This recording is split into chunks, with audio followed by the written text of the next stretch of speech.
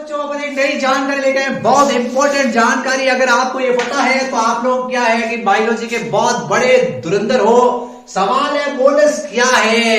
आपसे पूछा बोलस क्या है तो आपको पूछा तो आपने बताया कि अपन भोजन लेते हैं मुंह गुहा में। भोजन खाने के बाद आप दांतों से भोजन को चबाते हो, भोजन को क्या होता है लार मिलाते हो, जीवा में घुमाते हो। फिर उसके बाद भोजन हो जाता है अर्ध ठोस और क्रीमी, उसको कहते हैं बोलस। तो पहला ऑप्शन है भोजन का अर्ध ठोस और क्रीमी रूप। दूसरा मुख गुहा में भोजन के पश्चात भोजन अर्ध ठोस और क्रीमी हो जाता है, भोजन निकलने में जिसको आसानी रहती है, तो इसका उत्तर होगा उपरोक्त सभी। यानी सवाल आता है बोलस क्या है, तो बच्चे जो बायोलॉजी के बच्चे हैं वो तो तुरंत आंसर देते हैं कि मुख गुहा में भोजन के पाचन के पश्चात भोजन अर्ध ठोस और क्रीमी अवस्था में बदल जाता है, उसको कहते हैं बोलस। अपन मुख गुहा में लार होता है उसको मिलाते हैं, जीवा से भोजन को घुमाते हैं, दांत से भोजन को चबाते हैं, भोजन हो जाता है क्रीमी। बच्चों बहुत ही जानदार क्वेश्चन है आप लोगों के लिए कि शरीर का सबसे कठोरतम भाग, हमारे शरीर का कौन सा ऐसा भाग है जो सबसे कठोरतम भाग होता है। तो पहला ऑप्शन है इनेमल, दूसरा डेंटिन, तीसरा पल्प गुहा और चौथा उपरोक्त सभी। तो आपको बताना इनेमल भाग होता है ये शरीर का सबसे कठोरतम भाग होता है, ये अपने ध्यान रखना है। कभी भी आपसे पूछे कि शरीर का सबसे कठोरतम भाग कौन सा, आपको बताना इनेमल। इसके अंदर जल 0% होता है, ये भी ध्यान रखना है।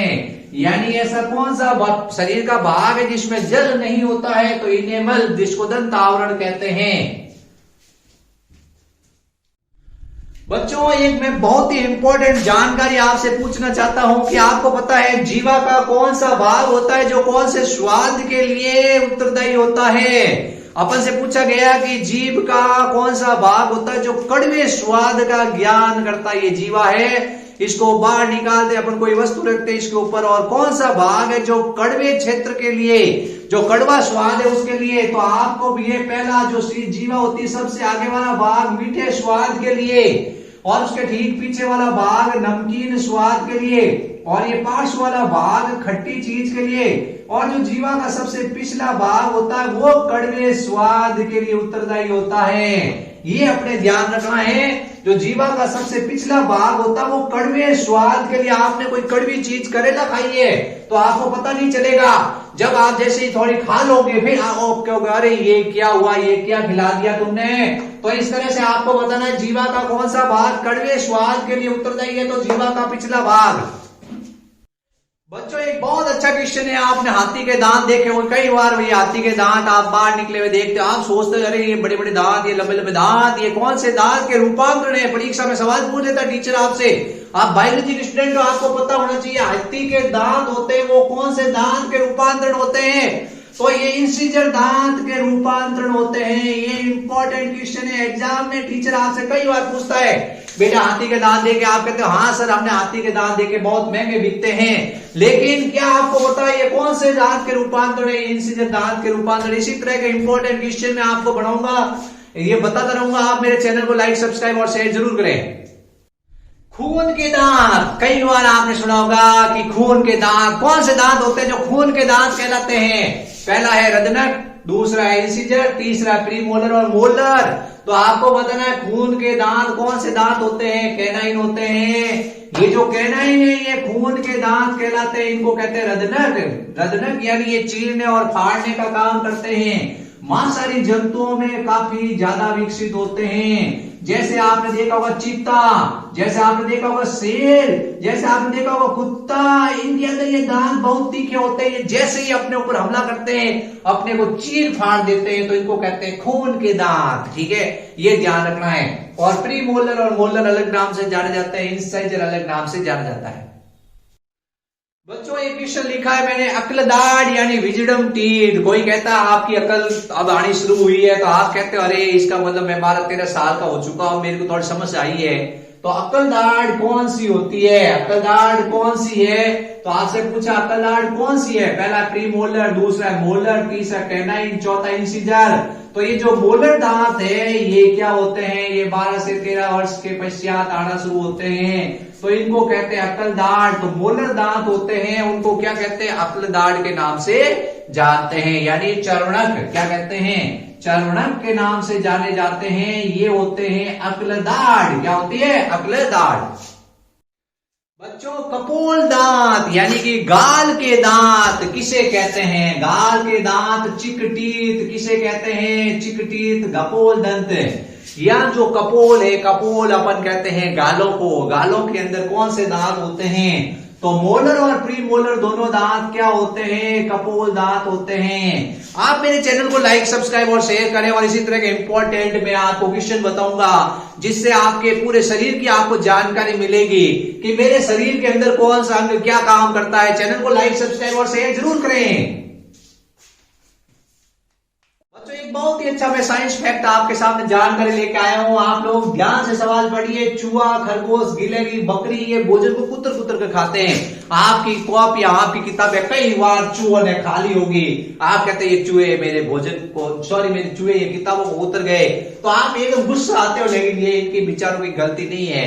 गलती इनके अंदर जो मुख में जो दांत है वो क्या करते हैं? दांत की ये पल्प गुहा होती है वो खुली रहती है और पल्प गुहा में रक्त वाहिनियां जाती है जिससे ओडोटोब्लास्ट कोशिकाओं को पोषण मिलता है और दांत बढ़ते रहते हैं। इसलिए आमने सामने ऊपर नीचे के दांत ये दिन भर घिसते रहते हैं। अगर ये ऊपर वाला दांत तोड़ देंगे तो इनका मुख है वो ऊपर ही खुल जाएगा, बंद ही नहीं होगा। इसलिए भोजन को कुतरते हैं क्योंकि इनकी कोशिकाएं होती है वो लगातार विभाजित होती है और दांत की वृद्धि होती रहती है। इसलिए ये भोजन को कुतर कुतर कर खाते हैं। आपको ये ध्यान रखना है। बच्चों में एक बहुत जानकारी इंपॉर्टेंट लेके आया हूं। एक सब्सक्राइब का बटन तो दबा दीजिए आप लोग। यदि चूहे के ऊपरी जबड़े के दांत तोड़ दिए जाएं तो क्या होगा? निचले जबड़े के दांत बढ़ेंगे और मुख गुहा बंद नहीं हो पाएगी और भोजन निकल नहीं पाएगा और चूहा मर जाएगा। नेचुरल सी बात है। ऊपर और नीचे के जबड़े के दांत क्या दिन भर वो घिसता रहता है। आप क्या करोगे? उसके लेके ऊपर वाले दांत तोड़ दोगे तो उसके ऊपर वाले नीचे वाले दांत बढ़ेंगे और वो मुख यूं खुला ही रहेगा और वो भोजन निकल नहीं पाएगा। आप कहोगे अरे बेचारा चूहा है उसको मर जाएगा, क्योंकि मुंह खोल के आप कोई चीज निकल सकते हो कि नहीं। तो इस तरह ये ध्यान रखना है। बच्चों अपने 2 प्रश्न लिखे हैं। 2 प्रश्नों के उत्तर आपसे पूछे जाते हैं कि निचले जबड़े में कौन सी अस्थि होती है? निचला जबड़ा है। आप रोज हाथ लगाते हो और सोचते हो इसमें कौन सी अस्थि है। आज मैं आपको कंसेप्ट क्लियर कर देता हूं। निचले जबड़े में डेंट्री अस्थि होती है, शरीर की सबसे मजबूत अस्थि है। यहाँ कोई कितना ही बॉक्सिंग मार देगा ये हड्डी टूटेगी नहीं, बाकी हड्डियां टूट जाती है। ये हिल जाएगा लेकिन टूटेगा नहीं। टूट भी सकता है ऐसी बात नहीं है, लेकिन टूटता नहीं है। तो आप प्रयोग मत करना बच्चों। पूछ लिया कि निचले जबड़े में कौन सी अस्थि है तो डेंट्री अस्थि होती है। ये शरीर की सबसे मजबूत अस्थि है। दांत में कौन सी कोशिकाएं पाई जाती है? ये सवाल ओडोटोब्लास्ट कई बार प्रतियोगिता परीक्षा के अंदर आ चुका है। कई बार बच्चे कंपटीशन में जाते हैं परीक्षा देने कि दंत कोशिकाएं, ओडोटोब्लास्ट कोशिकाएं कहां पाई जाती है? दांत में पाई जाती है, पल्प गुहा के चारों ओर, और इससे दांत की वृद्धि होती है। ये ध्यान रखना है। बच्चों क्वेश्चन पूछा गया ऊपरी जबड़े में कौन सी हड्डियां होती है? प्री मैक्सिला और मैक्सिला ऊपरी जबड़े में हड्डियां होती है। अगला सवाल है मनुष्य का दंत सूत्र लिखो। आप लोगों को लिखना आता है नहीं आता है? तो आपको ही मैं एक फॉर्मूला बनाया मैंने इसमें। इंडिया कंट्री का प्राइम मिनिस्टर मोदी। तो आई मतलब इंसाइडर, सी मतलब कैनाइन, प्री मोलर मतलब प्री मोलर और मोलर का मतलब मोलर। तो इंडिया कंट्री का प्राइम मिनिस्टर मनमोहन मोदी है। तो 21, 23, 21, 23, 21, 23 ये तो होता है वयस्क अवस्था में। लेकिन छोटे बच्चों के अंदर क्या होते हैं? 20 ही दांत होते हैं, 12 दांत होते नहीं है। प्री मोलर नहीं होते और मोलर 2 दांत नहीं होते हैं। ये ध्यान रखना है। तो इसमें 32 दांत होते हैं वयस्क अवस्था में और बाल्य अवस्था में 20 ही होते हैं। कौन से दांतों का अंतर होता है? दंत सूत्र आपको लिख के याद कर लेना है। बच्चों में 2 क्वेश्चन लिखे हैं कि हमारा आमाशय कभी कभी हम भूखे रहते हैं तो खाली होता है और हमें दर्द महसूस होता है। आखिर आमाशय में क्या होता है जिसके कारण ऐसा दर्द महसूस होता है? बच्चे कहते हैं पेट में चूहे कूदने लग गए। आपको ये उत्तर नहीं बताना, आपको बताना हंगर पैचेज होते हैं। जो आमाशय के अंदर क्या होते हैं? कुछ ऐसे विशेष प्रकार की संरचनाएं होती है जिनको कहते हैं हंगर पैचेज। उनके कारण आमाशय में दर्द होना महसूस होता है। रक्त में किसकी कमी होने पर भूख लग जाती है? आप कहते हो भूख लग गई जल्दी खाना डाल दो, तो किसकी कमी हो गई आपके रक्त में? आपके रक्त में जब 0.1 ग्राम % ग्लूकोज की कमी हो जाएगी तो आपको भूख लग जाएगी। तो ग्लूकोज की रक्त में कमी होते ही क्या लग जाती है? भूख लग जाती है। इसी तरह के इंपॉर्टेंट मैं सारे फैक्ट आपको बताऊंगा जो शरीर से रिलेटेड है, आप लोग इस तरह से ध्यान रखना।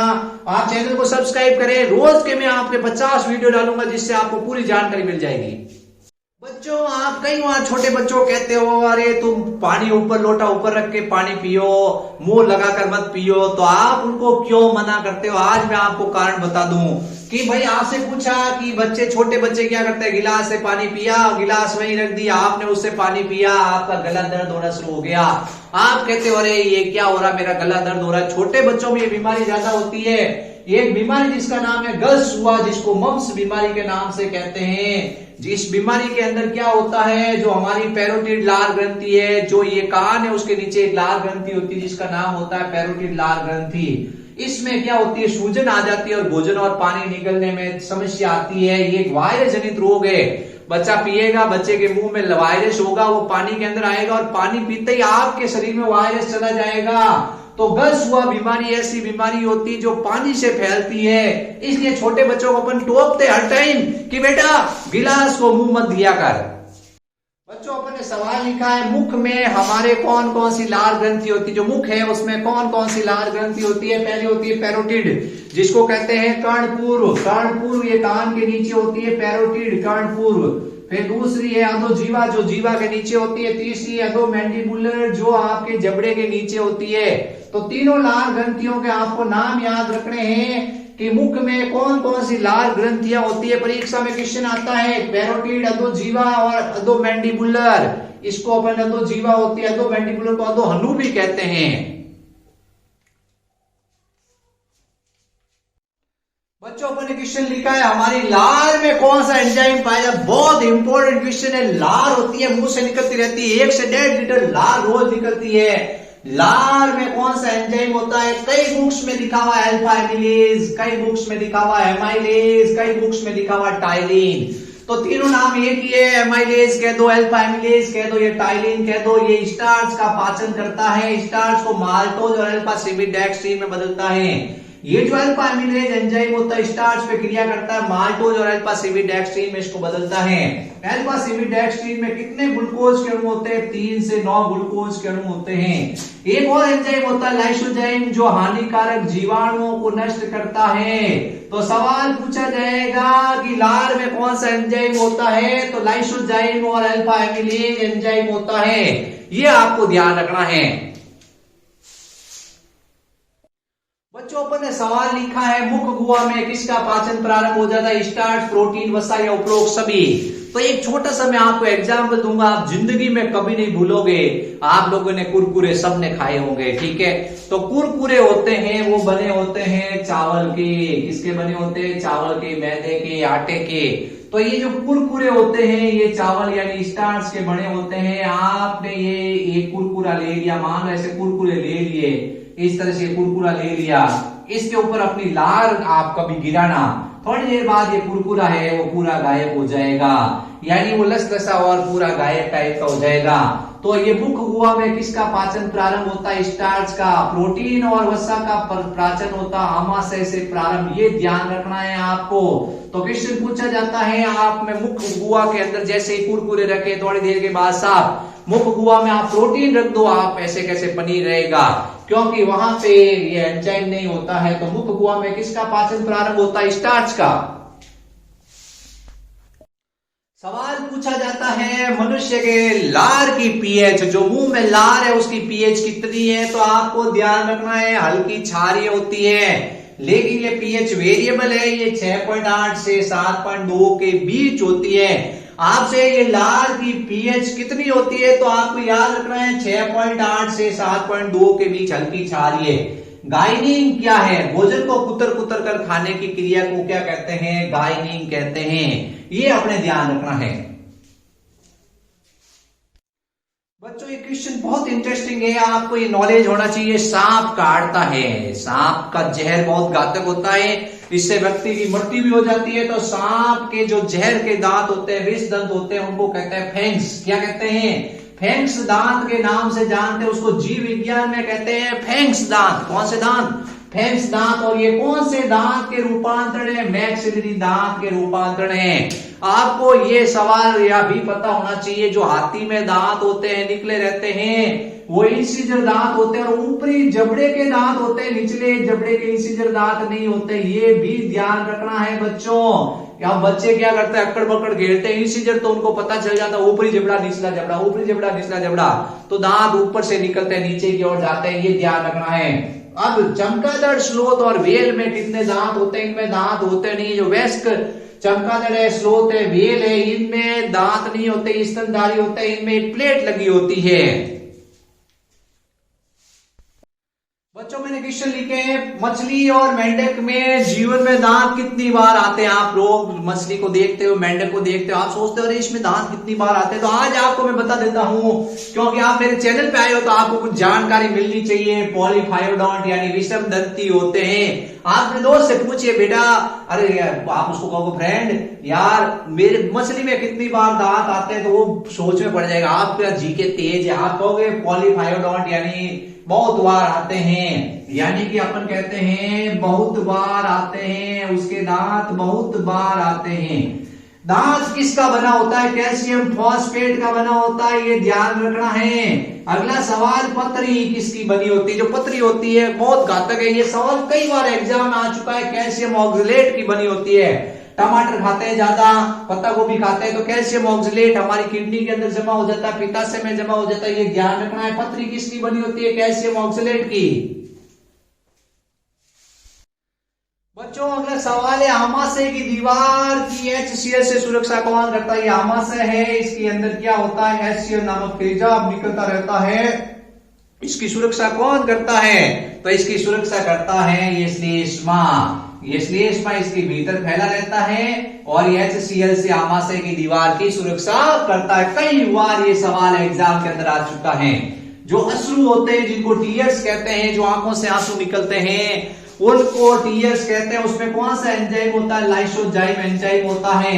आप देखते हो, आप साइकिल चला रहे हो, सॉरी आप मोटरसाइकिल भी चलाते हो, तो मोटरसाइकिल चलाते हो तो आपकी आंखों में कोई कीट आके गिर जाता है, आप आंखें बंद करते हो, कीट इस कॉर्नर में आ जाता है, इस कॉर्नर में आ जाता है, आप उसको बाहर निकाल दो, आप कहते हैं मर गया, क्यों मरा? तो आप उससे सवाल पूछते हैं, तो उसका कारण है लाइसोजाइम एंजाइम। वो जैसे ही कीट आंखों में गिरता है, वो लाइसोजाइम एंजाइम उस पर क्रिया करता है, उसको मार देता है। अब जब भी आपकी आंखों में कोई कीट गिरे और वो छोटा सा कीट गिरते ही मर जाए, आप उसको बाहर निकाल के पूछना मरता क्यों है, वो कहेगा लाइसोजाइम एंजाइम के कारण। बच्चों सवाल लिखा है, 4 महीने तक बच्चा रोता है पर उसकी आंखों से आंसू ही नहीं आते हैं। बच्चा रो रहा है जोरदार, अब बच्चा पैदा हुआ, उसके बाद भयंकर तरीके से रो रहा, आप उसके पास जाते हो, बेटा नाटक कर रहा है, वो कहता नहीं मैं रो रहा हूं, लेकिन उसकी आंखों से आंसू नहीं आते हैं, क्योंकि जन्म के 4 महीने बाद अश्रु आते हैं। ठीक है, अब आप देखोगे घड़ियाल के पास जाओगे, घड़ियाल की आंखों से हर समय क्या होते हैं? आंसू टपकते रहते हैं। तो आप पूछते अरे घड़ियाली आंसू, तो वो घड़ियाली आंसू मतलब दिखावटी आंसू, इसमें हर टाइम क्या होते हैं? आंसू आते रहते हैं। लेकिन बच्चे के अंदर ऐसा होता है, वो जन्मता है, उसके 4 महीने तक उसमें आंसू ग्रंथि सक्रिय नहीं होती है, जोर जोर से रो रहा है, जोर जोर से रो रहा है। आपने पूछा क्यों रो रहा है, तो वो कहता है मेरे अंदर आंसू ग्रंथियां सक्रिय नहीं, खाना नहीं खिलाया है या कोई दूध नहीं पिलाया है, उसलिए रो रहा है। तो आपको बताना है जन्म के 4 महीने बाद सक्रिय होती है। बच्चों बहुत इंपॉर्टेंट क्वेश्चन लिखा है, एग्जाम में जरूर आता है कि आमाशय में 3 तरह की ग्रंथि या कोशिकाएं होती हैं, उनमें कौन से एंजाइम निकलते हैं, ये आप याद कर लो। आपको जिंदगी में से जिंदगी भर आप जब भी नीट का एग्जाम, लैब असिस्टेंट, कोई भी कंपटीशन एग्जाम दोगे, आपको ये सवाल जरूर मिलता है। श्लेष्मा ग्रंथि कोशिकाएं कहां पाई जाती हैं? ये आमाशय में पाई जाती है और ये श्लेष्मा का स्त्रावण करती है। जाइगोजन कोशिका, पेप्टिक कोशिका, चीप कोशिका, ये भी आमाशय में पाई जाती है और इससे जठरस का स्त्रावण होता है, जठर एंजाइम का स्त्रावण होता है, ध्यान रखना है। ऑक्सीडेटिव कोशिका या पैरेटल कोशिका किसका स्त्रावण करती है? HCl का स्त्रावण करती है। जठर एंजाइम का नाम याद रखना है, पेप्सिनोजन। क्या याद रखना है? पेप्सिनोजन का स्त्रावण होता है। ये सवाल जाइमोजन कोशिका, पेप्टिक कोशिका, चीफ कोशिका है, उससे जठर एंजाइम का स्त्रावण होगा, और ऑक्सिनरी कोशिका या पैरेटल कोशिका से HCl का स्त्रावण होगा। ये तीनों सवाल हर एग्जाम के अंदर आते हैं, चाहे फर्स्ट ग्रेड हो चाहे सेकंड ग्रेड हो, कोई भी एग्जाम हो उसके अंदर आता है। बच्चों अगला क्वेश्चन अपन ने लिखा है अर्जेंटोफिन कोशिकाएं कहां पाई जाती है। बहुत ही घुमावदार सवाल है। तो अर्जेंटोफिन कोशिकाएं आमाशय में पाई जाती है। ये गैस्ट्रिन हार्मोन का स्त्रावण करती है। ये ध्यान रखना है कि अर्जेंटोफिन कोशिकाएं कहां पाई जाती है, आमाशय में पाई जाती है, गैस्ट्रिन हार्मोन का स्त्रावण करती है। शिशु अवस्था में पाया जाने वाला कौन सा एंजाइम है जो दूध का पाचन करता है। छोटे बच्चे जो पैदा होते हैं उनके अंदर कौन सा एंजाइम पाया जाता है, उनके आमाशय के अंदर रेनिन पाया जाता है, जो निष्क्रिय अवस्था में होता है प्रोरेनिन। ये HCl की सहायता से रेनिन में बदलता है और दूध के अंदर जो केसिनोजन प्रोटीन होता है उसका पाचन करता है। तो सवाल आपसे पूछा जाता है कि रेनिन एंजाइम बाद में क्या हो जाता है, निष्क्रिय क्या हो जाता है, निष्क्रिय हो जाता है। ये ध्यान रखना है। बच्चों बहुत इंटरेस्टिंग क्वेश्चन है। आपके आसपास में आपसे कोई भी पूछ सकता है कि हमें दूध खाना चाहिए, दही खाना चाहिए, तो लोग कहते हैं दही खाना चाहिए। दही क्यों खाना चाहिए? क्योंकि दही होता है उसका पाचन आसानी से होता है। दूध का पाचन क्यों नहीं होता? दूध में केसिनोजन प्रोटीन होता है, उसका पाचन करने के लिए रेनिन एंजाइम चाहिए जो हमारे अंदर नहीं पाया जाता है। इसलिए दूध नहीं खाना चाहिए क्योंकि दूध का पाचन करने वाला रेनिन एंजाइम हमारे अंदर नहीं पाया जाता है। उसका काम HCl करता है, लेकिन ये इतना परफेक्ट काम नहीं होता है। इसलिए सब आपको प्रीफर करते हैं दूध मत खाओ, आप दही खाओ। ठीक है, अगला सवाल है दही में कौन सा बैक्टीरिया होता है? दही में लैक्टोबैसिलस बैक्टीरिया होता है। बच्चों ये बहुत ही इंटरेस्टिंग सवाल आ गया है। बच्चे बहुत ही अच्छा आंसर देते हैं। पशुओं के मुख से बदबू क्यों आती है? पूछा जाता है कि कोई पशु है वो जुगाली कर रहा है, आप उसके पास सडनली गुजरते, आपको भयंकर बदबू आती है। आप कहते हो अरे क्या दातुन नहीं करता है क्या? तो पशुओं के मुख से बदबू क्यों आती है? मुंह होता है, उससे जुगाली करता है, बदबू आती है। तो आपको कारण बताना है कि उसके आमाशय का जो रुमेन भाग है उसमें एक सहजीवी बैक्टीरिया पाया जाता है जो सेलुलोज का पाचन करता है और उससे मीथेन गैस निकलती है। कौन सी गैस निकलती है? मीथेन गैस के कारण बदबू आती है। तो क्वेश्चन पूछा जाता है कि बदबू क्यों आती है, तो आपको बताना मीथेन गैस के कारण आती है। ऐसे मत दिखना कि दातुन नहीं करते हैं। बच्चों पशुओं का आमाशय, जैसे गाय है, भैंस है, उनके आमाशय के कितने भाग होते हैं? 4 होते हैं। ये बहुत इंपॉर्टेंट है, आप समझ लो। आपके आसपास बहुत सारे जंतु, और आप बायोलॉजी के बच्चे हो या आप साइंस के बच्चे हो तो आपको पता होना चाहिए 4 रेशम होते हैं। पहला रेशम ये रूमेन है। क्या है? रूमेन। या सहजीवी बैक्टीरिया पाए जाते हैं। ये प्रोटोजोआ पाए जाते हैं जो क्या करते हैं? सेलुलोज का किण्वन करते हैं जिससे बदबू आती है। दूसरा भाग है रेटिकुलम। यहाँ पशु क्या करते हैं? चारा सीधा यहाँ आके इकट्ठा हो जाता है, चारा से बढ़ जाता है, वापस इस चारे को मुंह में धकेला जाता है और क्या होता है? जुगाली करते हैं। फिर उसके बाद ओमेसम। ये तीनों की दीवार किरेटिन युक्त होती है, यानी चारा है वो नष्ट नहीं करती इनकी दीवार को, इसलिए किरेटिन की बनी होती है। और वास्तविक आमाशय होता है ओबेमेसम। ये ओबेमेसम आगे ये किसमें खुल जाता है? ड्यूडेनम में। अब ये ग्रसिका है, उससे भोजन आया, भोजन आते ही यहाँ रेटिकुलम में संग्रहित हो गया। गाय दबा दबा के चारा खा रही है, भैंस चारा खा रही है, तो ये सारा चारा रेटिकुलम में इकट्ठा हो गया। और इसके अलावा ये चारा वापस जाता है, जुगाली होती है, भोजन को महीन किया जाता है, वापस भोजन आता है, फिर उसके बाद भोजन का पाचन होता है। ये ध्यान रखना है। बच्चों अपन ने क्वेश्चन लिखा है तिर्यक पेशी स्तर आहारनाल के कौन से भाग में पाया जाता है? आहारनाल का एक ही भाग है जिसके अंदर क्या होता है? कर्माकुंचन के लिए तिर्यक पेशी स्तर पाया जाता है जिसका नाम है आमाशय। ठीक है, ये ध्यान रखना है। कॉर्डियक अवरोधी कपाट और पाइलोरिक अवरोधी कपाट कहाँ पाया जाता है? ये जैसे अपन कह रहे हैं ये आमाशय है और ये क्या है? ये ग्रसिका है। आमाशय और ग्रसिका के संधि स्थल पर यहाँ पर होता है कॉर्डियक अवरोधी कपाट, और आमाशय और ये ग्रहणी है उसके संधि स्थल पर होता है, उसको कहते हैं पाइलोरिक कपाट। क्या कहते हैं?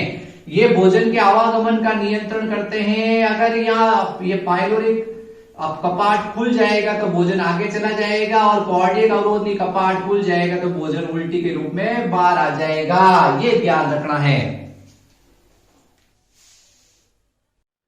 नेक्स्ट क्वेश्चन है, पेनित कोशिका का क्या कार्य है? पेनित कोशिका हमारे आंत्र में पाई जाती है, इसको एंट्रोसाइट कोशिका भी कहते हैं। इससे आंतरस निकलता है जो भोजन का पाचन करता है।